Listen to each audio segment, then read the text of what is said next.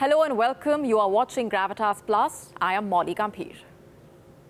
The youth-led movement in India marks a new chapter. It's yet again a loud reminder of the enormous power of the youth as change makers.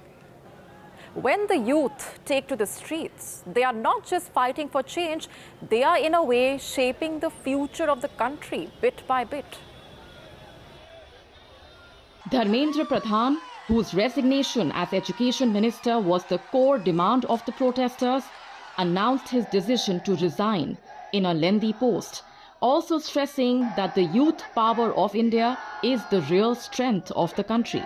The protest site at Jantar Mantar erupted in celebration the moment the news of Dharmendra Pradhan's resignation arrived.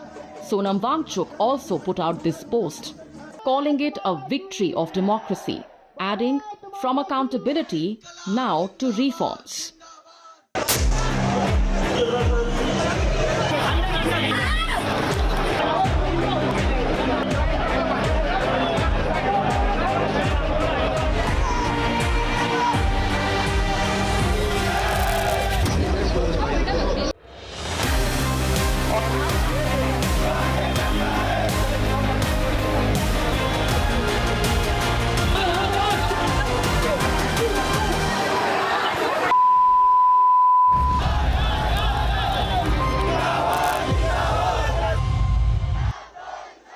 The future, after all, does belong to them. The images that we have seen coming in from Jantar Mantar, evoking a range of emotions, some of these images standing out for multiple reasons. Like this one. Take a look at this dramatic visual from Mumbai. This young girl standing in front of that police vehicle. There have also been some heartwarming moments, several of them.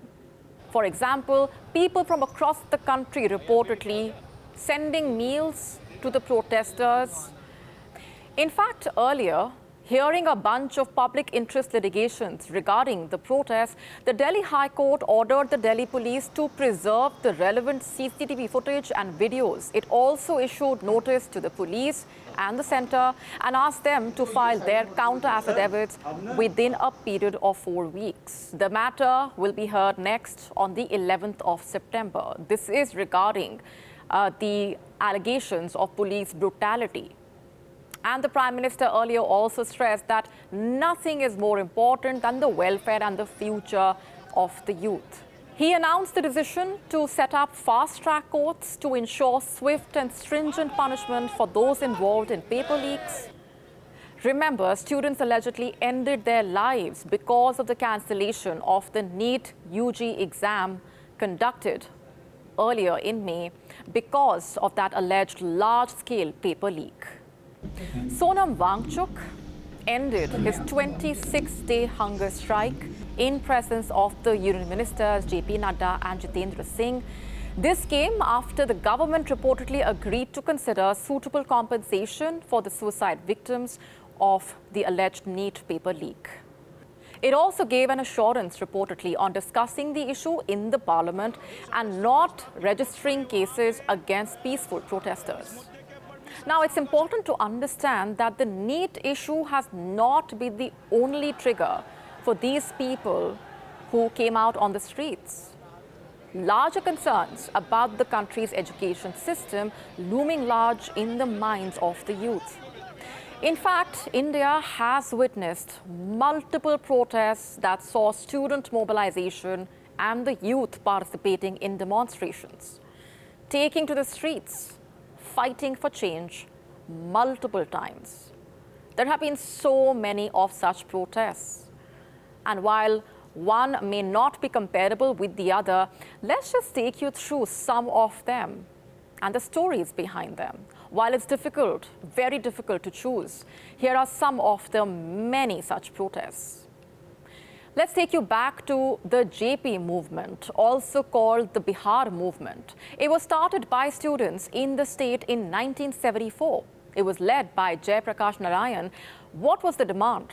It basically called for a revolution against corruption, unemployment, economic issues, and transformed into a broad opposition against then Prime Minister Indira Gandhi's government. And then came the anti-Mandal protests. In August 1990, then Prime Minister VP Singh announced that the other backward classes, OBCs, would get 27% reservation in jobs in central government services and public sector units. What was this based on? The recommendations of the Mandal Commission. Thousands of students came out to protest. In fact, in September 1990, a student, Rajiv Goswami, self-immolated. He survived and became the face of the movement. And more such bids followed. Let's also tell you about the 2014 Jadavpur University protests, defined by the words Ho Kolorob, or let there be noise. The slogan of the protests in West Bengal shook the state government. Student groups and thousands marched down the heart of Kolkata. What was the story behind the Nav Nirman Andolan? It started in 1974 as a protest against hike in college mess fees in Gujarat, and as the government cracked down, it tapped into general discontent in a way over inflation, corruption, setting off countless mini protests across the country. As you can tell, the list of such protests is very long. It also includes the Nirbhaya protests, the Bihar teacher recruitment protest, anti-reservation protests of 2006, the Kolkata doctor rape murder case protest, the anti-CAA protests, and so many others. These were just some of the many such agitations. These protests at Jantar Mantar have been a fight over the country's education system. And why should it be a fight at all? After all, this is about the country's education system. This is about the future of the youth. This is about the future of India.